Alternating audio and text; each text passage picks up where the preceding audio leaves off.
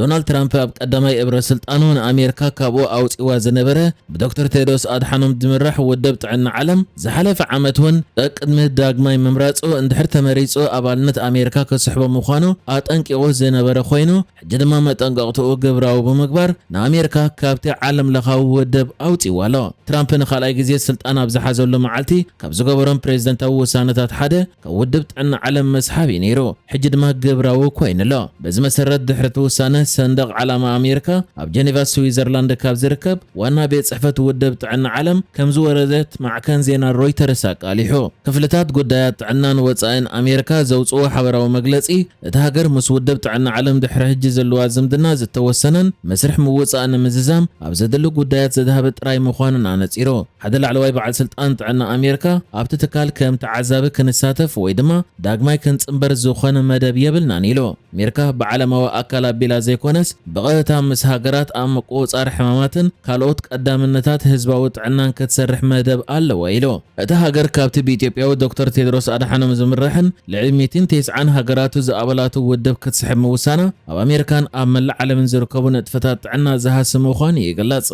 بريزيدنت دونالد ترامب اب قداماي عدم سلطانو كاب ودب طعنا عالم كسحب زوسنو لمخنيات مثل بدا كوفيد 19 زتاساسر كوينو تثبيت زتغبرو لنغرات كمالا بزي مخالو بمطقاس كابتو ودب سحيبو نيريو بايدن سلطان مسحازغن امريكا داغيمو نابتو ودب مليسو وايصنيحو امريكا كودب طعنا عالم طراي زيكونت حجي ابز غير بوان كاب كالوت حيال اكل ودب حبرات هاجرات زخونه تكالات كتوصي وسينا مهلاوا زفلت كوينو ات بريزيدنت ترامب كان بورد سلام يلو زتاتات وزلو ودب دما نترا ودب حبرات هاجرات يداخم الله تباهيلي زنقف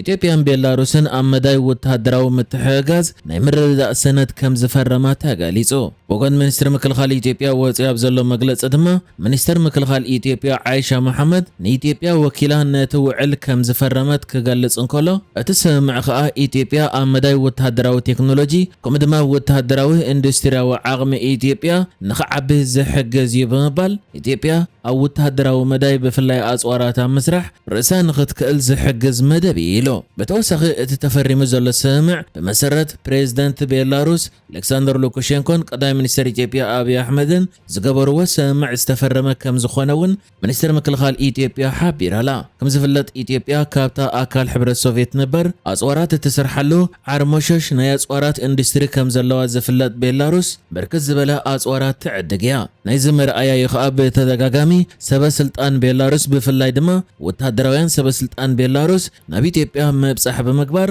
መስላዕለወት ወታደራውያን መራሕቲ ኢትዮጵያ ተራኺቦም ኣብ መዳይ ወታደራዊ ምትሕጋዝ ተደጋጋሚ ስምምዓት ክፍርሙ ተራእዮም ዘለዉ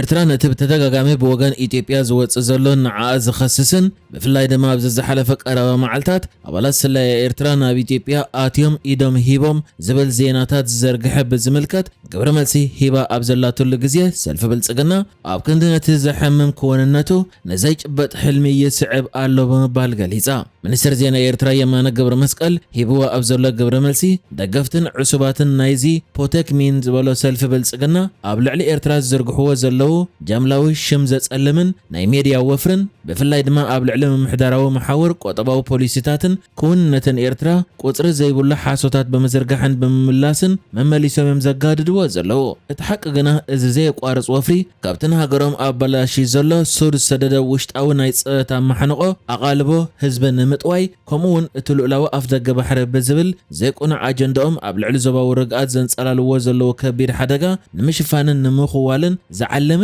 ኢሎ በተወሳኺ ሚኒስትር ዜና ኤርትራ የማነ ገብረ መስቀል ኣብ ኢትዮጵያ ዘሎ መጠን ድኽነት ካብ ረድኤት ተጸባይ ዝኾነ መጠን ህዝቢ ካልእን ዝርከቦ ጸብጻብ ዝሓዘ ስእሊ ድሕሪ ምዝርጋሕ ሰልፊ ብልጽግና ማዕለያ ዘይብሉ ናይ ገንዘብ ናይ ወጻኢ ደገፍን ካብ ዕዳ ዘናግፍን ደገፋት ኣብ ዝወሃበሉ ዘሎ ግዜ ቆጠባዊ ኩነታት እቲ ሃገር ግን ኣብ ኣዝዩ ዘሰክፍ ደረጃ ይዝርከብ ኣብ ዝሓለፈ 30 ዓመታት ድምር ናይ ለገስቲ ደገፍ ንኢትዮጵያ ኣዝዩ ብዙሕ ማለት 84 ቢልዮን ዶላር ዝበጽሕ ብምባል እውን ሚኒስትር ዜና ኤርትራ የማነ ገብረ መስቀል ንቆጠባ ኢትዮጵያ ሕማቕ ኣሎ ብዘስምዕ መግለጺ እዩ ገሊጽዎ ዘሎ ኣብ መወዳእታ ሚኒስትር ዜና ኤርትራ የማነ ገብረ መስቀል ሰልፊ ብልጽግና ነቲ ብዙሕ ዋጋ ዝሓተትን ዘይጭበጥን ሕልምታቱን ንምስማር ውሽጣውን ዞባውን ግጭታት ካብ ዝውልዕ ነቶም ዘሕዝኑ ኣብ ውሽጢ ዘለዉ ኩንነታት ክገጥሞም እዩ ዝግባእ ኢሉ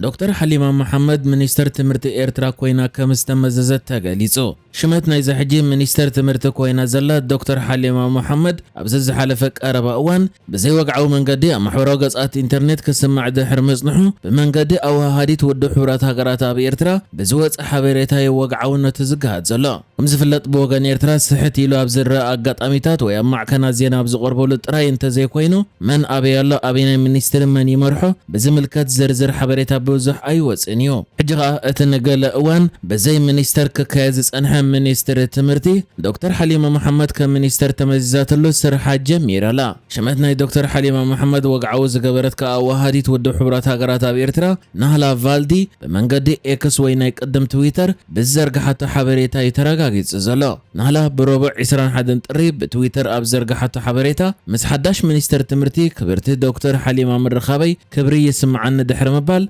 زربن أب قدامنتات تمرتي إيرترا زتكورة كم زنبرة وشت أور ديتات دما بات من ملو عدمية أبصلات زغلغلته ملكع زحازي كتب القاليصا منيستر تمرتي إيرترا بالدرجة منيستر زحج منيستر وصاي قدات إيرترا زلو عثمان صالح أكايد وز فلت كوينو بدحري دماك ادمي 10 عامتات بكل تشحن شوعتن سمر رؤسهم كم منيستر كوينه تمازيز ليو بسن كتاب كل تشحن 10 شومنتن تدريبو زتوهبو شمت امباسادرنت اب ኢትዮጵያ كمون ننقلقله كمص كم صنح زغلص كونታት ጥዕንኡ ነቲ ሚኒስትሪ ብንጥፈት ከካይዶ ከም ዘይጸንሐ ይግለጽ አምባሳደር ሰመር ርዕሶም ከአምባሳደር ኤርትራ ኣብ ኢትዮጵያ ኣብ 2022 እኳ ተተሰናበተ ናሙሉእ ግዜ ሓላፍነት ሚኒስትሪ ትምህርቲ ግን ክምለስ ኣይከኣለን እዚ ኮይኑ ግን ኣካይዳት ሚኒስትሪ ካብ መንግስቲ ብወግዒ ዝተሓበረ እኳ እንተዘይነበረ ንዝሓለፈ ገለ ዓመታት ግን ዳይሬክተር ጀነራል ክፍሊ ምርምርን ምዕባል ዓቕሚ ሰብን ሚኒስትሪ ትምህርቲ ኤርትራ ጴጥሮስ ሃይለማርያም ከም ወኪል ሚኒስትር ኮይኑ ዓይ ከም ጸንሐ ብዘይወግዓዊ ኣገባብ ክሕበር ጸኒሕ እዩ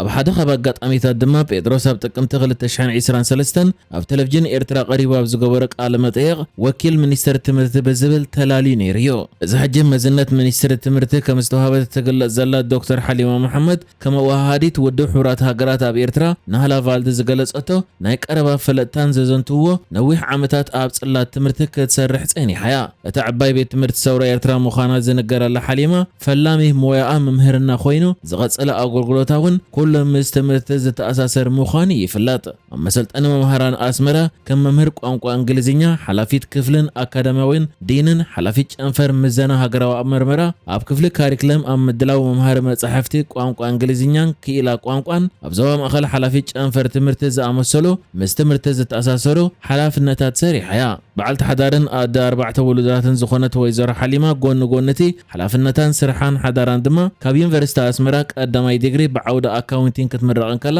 ኣብ ዓዲ እንግሊዝ ብስነ ቋንቋ ማስተርስ ኣጽኒዓ ዶክተራል ዲግሪ ድማ ኣብ ዩኒቨርሲቲ ኣሕፋዝ ሱዳን ተማሂረያ ፖሊሲ ቋንቋ ኣብ ትምህርቲ ዝብል መጽናዕቲ ድማ ከም ዘካየደት ይፍለጥ